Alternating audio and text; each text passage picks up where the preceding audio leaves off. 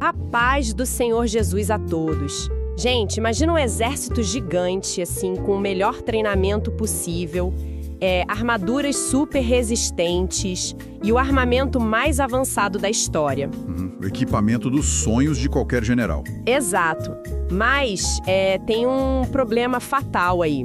Esses soldados, eles simplesmente se recusam a conversar uns com os outros. Nossa. Pois é.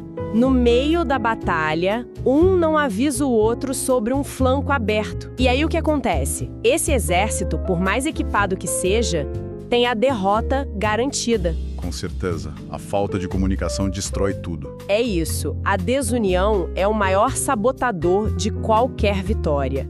E é exatamente por isso que, para quem acompanha o nosso projeto EBD Fiel, o nosso estudo profundo de hoje não é só sobre um conceito teológico bonito. Não mesmo, é sobre sobrevivência. Sobrevivência espiritual pura. Nós estamos trazendo hoje mais um resumo maravilhoso das lições da editora Betel. E a gente vai mergulhar na lição 7, que tem um título assim cirúrgico: Unidade, a receita que nos faz vencer as adversidades da vida. Que tema necessário, hein? Demais! E olha, antes da gente dar o primeiro passo nesse estudo, eu quero deixar um convite muito pastoral e super prático para quem nos ouve agora. Acompanhe a gente, compartilhe e divulgue esse nosso material lá no Instagram, no TikTok e no YouTube também. Isso é fundamental. É super simples o motivo. A gente quer fortalecer a escola bíblica dominical, que é a base de ensino da igreja, e espalhar a palavra de Deus num solo digital onde muitas vezes a semente do evangelho ainda nem chegou. A unidade nos faz vencer as adversidades hoje. O ponto de partida precisa ser o design original da humanidade. Lá no princípio, né? Isso. Se a gente voltar lá no livro de Gênesis, no capítulo 2, a gente encontra aquela declaração central de Deus. Não é bom que o homem esteja só. E o isolamento não é só uma circunstância triste.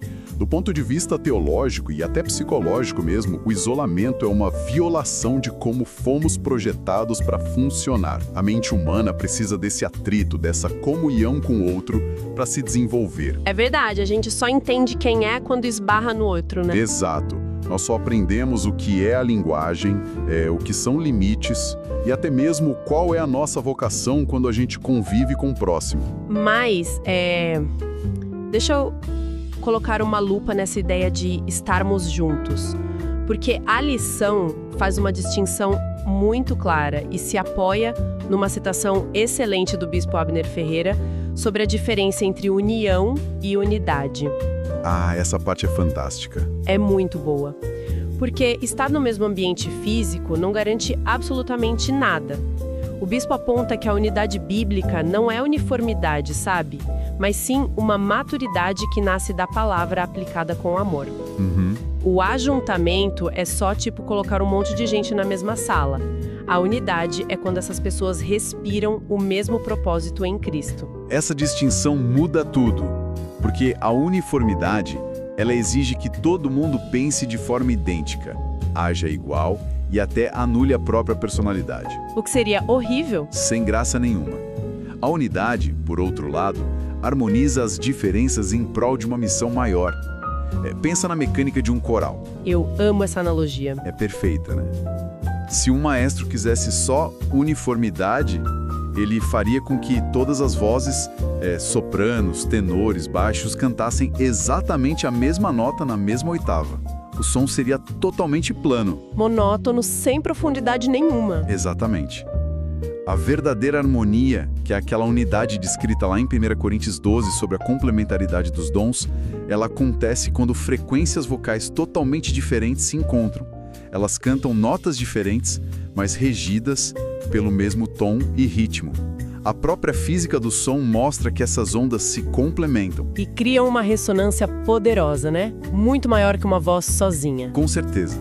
Multiplica a força. E sabe, essa imagem física da ressonância explica direitinho a emoção do Salmo 133. O texto começa com um suspiro mesmo, uma interjeição crua. Ó, quão bom e quão suave é que os irmãos vivam em união. Lindo demais. E aí o salmista compara essa unidade ao orvalho de Hermon, que desce sobre os montes de Sião. E pensando geograficamente, isso é um mecanismo de sobrevivência, não é? Porque o Monte Hermon tem um pico nevado, acumula umidade e os ventos levam essa umidade lá para o sul. Para a região árida de Sião. Exato. Num lugar onde a seca pode matar todo mundo, aquele orvalho invisível é o que mantém a vegetação e o povo vivos. A unidade age como esse microclima que sustenta a vida, sabe? Onde haveria a morte. É um mecanismo divino de transferência de vida. A bênção de Deus é ordenada justamente nesse ambiente. E olha, o contraste bíblico para isso está lá no alerta de Gálatas 5. Sobre as obras da carne?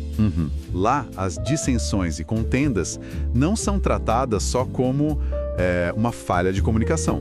Elas são listadas como obras da carne. O isolacionismo orgulhoso destrói esse microclima do Espírito Santo. É pesado isso. E fica muito evidente quando a gente analisa aquele conceito de Eclesiastes, o famoso cordão de 3 dobras que não se quebra facilmente.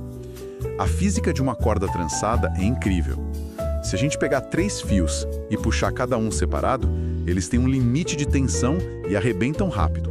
Sim, são fracos sozinhos. Mas quando eles estão trançados, o atrito contínuo entre os fios distribui o peso ao longo de toda a corda. A força não é só somada, ela é multiplicada exponencialmente por causa dessa fricção, desse entrelaçamento. O que nos leva a um alerta histórico muito severo na Bíblia. Porque se a força multiplicada é tão poderosa assim, a gente vê lá em Gênesis 11, na história da Torre de Babel, um cenário onde a humanidade estava incrivelmente unida. Eles trançaram os fios. Trançaram muito bem, tinham a mesma língua, a mesma força de trabalho, um projeto arquitetônico formidável. Mas a motivação central não era um propósito em Deus. O texto diz que eles queriam fazer para si um nome e evitar ser espalhados. Era uma união totalmente baseada no orgulho e no medo. E não uma unidade submissa ao Criador. A Torre de Babel é o estudo de caso perfeito do ajuntamento sem Cristo. Qualquer projeto, por mais grandioso que pareça, quando é construído no alicerce do egocentrismo, ele já carrega a semente da própria destruição. Quando Deus confunde as línguas ali, a estrutura entra em colapso porque o propósito central era artificial. E trazendo essa mecânica para o nosso cotidiano espiritual, a aplicação de Hebreus 10 se torna urgente para nós. O autor fala para não abandonarmos a congregação, né? Isso é vital. Em tempos de dor, o nosso reflexo instintivo é a caverna, é o isolamento. Mas é justamente no entrelaçamento com os irmãos que a carga da aflição é distribuída. Se o fio ficar sozinho na tensão, ele vai arrebentar. Verdade. E nas nossas casas, o impacto de permitir as obras da carne, tipo inimizades, porfias, aquelas disputas silenciosas, isso é literalmente desfazer a trança dessa corda familiar fio por fio. Exatamente. Cada ressentimento é um corte na corda. E o mesmo acontece na igreja. O povo de Israel no deserto é o retrato trágico disso. A falta de unidade em torno da liderança de Moisés e Arão não gerou só um debate acalorado, sabe? A mecânica da murmuração criou uma força de atrito reversa que paralisou a nação inteira. Custou caro demais. Uma jornada de poucos dias custou 40 anos e enterrou uma geração inteira no deserto. A desunião consome nosso tempo e rouba nosso futuro. E se o deserto expõe esse custo catastrófico de uma comunidade fragmentada, a grande pergunta que fica é... como que a gente reconstrói algo que já está em ruínas? Exatamente. Como a gente tira um povo da estagnação e coloca em movimento rumo à promessa? A resposta nos leva a observar um dos maiores tratados de liderança da Escritura, Neemias. Neemias é fantástico. Ele encontrou Jerusalém num estado de calamidade, muros destruídos, o povo na miséria. Mas sob a supervisão dele, os muros foram completamente reconstruídos em espantosos 52 dias. E o sucesso de Neemias não foi uma engenharia de ponta, sabe? Foi engenharia humana. Baseada na palavra. Ele construiu pilares relacionais sólidos. Primeiro, lá no capítulo 5, ele parou a obra para ouvir o clamor dos oprimidos, que estavam sendo explorados pelos próprios irmãos judeus. Segundo, no capítulo 2, ele praticou uma transparência absoluta sobre o tamanho da tragédia da cidade. Não escondeu nada. E terceiro, ele deu a cada indivíduo, ricos e pobres, uma função vital no muro. Ninguém ficou de braços cruzados assistindo. Mas deixa eu te questionar um ponto dessa abordagem de Neemias. Porque a lição traz uma observação do William Barros sobre essa questão de ouvir. Ele descreve a nossa sociedade como impaciente, onde o normal é a gente atropelar a fala do outro, né? Nossa, o tempo todo. Pois é. Só que Neemias, ele ouvia até mesmo aqueles judeus que eram simpatizantes de Tobias, que era o inimigo dele, o sabotador da obra. O instinto natural de qualquer líder seria calar esses críticos ou expulsar logo para não contaminar o grupo. Dar um microfone para quem elogia o inimigo não faz ele parecer fraco. Olha, essa é a grande armadilha da liderança insegura. Achar que escutar é o mesmo que concordar. Ah, entendi. A psicologia por trás da atitude de Neemias é brilhante. Escutar ativamente quem discorda de você é um movimento tático de empatia extrema. Quando ele deixava essas pessoas falarem, ele tirava delas a principal munição da rebelião, que é aquele sentimento de não ser ouvido. Nossa, verdade. O famoso vitimismo cai por terra, né? Exatamente. Um crítico que é ignorado, ele vira um mártir nos bastidores. Mas um crítico que é ouvido com atenção, perde o argumento do vitimismo. Neemias não cedia às ideias de Tobias de jeito nenhum, mas ao ter paciência com quem estava confuso, ele desarmava a resistência interna e construía pontes de confiança. E a confiança é a argamassa do muro. E, convenhamos, sustentar esse nível de paciência exige um coração profundamente tratado por Deus. Romanos 12 fala da renovação da mente para não nos conformarmos com o padrão reativo do mundo. O próprio Jesus, em Lucas 6, fala que a boca fala do que o coração está cheio. Neemias só conseguiu ouvir aquelas provocações e manter o foco porque o coração dele estava cheio da missão divina e não do próprio ego, sabe? É uma maturidade espiritual gigante. E na prática familiar, isso tem um peso imenso. A transparência de Neemias ao chegar e dizer bem vedes vós a milésima em que estamos, é algo que muitas famílias evitam a todo custo. A gente tende a varrer as ruínas emocionais e financeiras para debaixo do tapete. Para manter as aparências. Exato. Mas a restauração de um lar só começa quando todo mundo olha para os escombros com honestidade, sem apontar o dedo e assume a responsabilidade de reconstruir junto. E ampliando isso para a realidade da igreja local, a gente tem o comentário afiado do pastor Amarildo Martins da Silva, que está lá na lição. Ele argumenta que quando Deus fala através da palavra, a obediência é a única resposta aceitável. E tem que ser uma resposta de amor. Neemias conseguiu dar a todos um propósito comum. A partir do momento em que havia esse alinhamento com o céu, carregar pedra e amassar barro deixou de ser um trabalho exaustivo e virou um chamado profético. Na igreja, quando a gente varre o chão ou serve na recepção, com os corações unidos, a gente elimina as barreiras de classe. Verdade. O empresário e o trabalhador servem ombro a ombro porque a missão engole a vaidade. E essa imagem do muro sendo erguido em Jerusalém remete a gente a uma realidade espiritual maior. O muro físico é uma sombra da construção do próprio corpo de Cristo. Com certeza. A função de um muro é criar um perímetro de segurança. Se tem uma brecha, por menor que seja, o inimigo infiltra batedores, coleta informações e invade à noite. Se uma brecha física causa a ruína de uma cidade, imagina o que acontece com uma comunidade cristã cheia de brechas relacionais, disfarçadas de apenas desentendimentos. O inimigo não precisa de estratégias complexas contra uma igreja dividida. Ele só cruza a porta que a gente já deixou aberta. Nossa, pesado isso. E o apóstolo Paulo lida com essa tragédia de forma bem contundente lá em 1 Coríntios 3. Ele está falando para uma comunidade fragmentada, onde criaram fã-clubes teológicos. Eu sou de Paulo, eu sou de Apolo. E Paulo arranca a máscara dessa situação. Ele não passa a mão na cabeça. De jeito nenhum. Ele não trata isso como incompatibilidade de gênios. Ele chama eles de carnais. Ele diagnostica que, embora eles tivessem muitos dons, a infantilidade nos relacionamentos os mantinha na dieta de leite, incapazes de digerir alimento sólido. Em Gálatas 5, a intriga é pecado frontal contra a santidade de Deus. Mas, refletindo sobre a nossa natureza, não é quase involuntário que a gente acabe gravitando em torno de líderes com quem a gente tem mais afinidade? Por que isso é tão destrutivo a ponto de ser chamado de pecado carnal? Olha, a afinidade natural não é o problema. O problema é o partidarismo que exclui os demais, sabe? Há o grupinho fechado. Isso.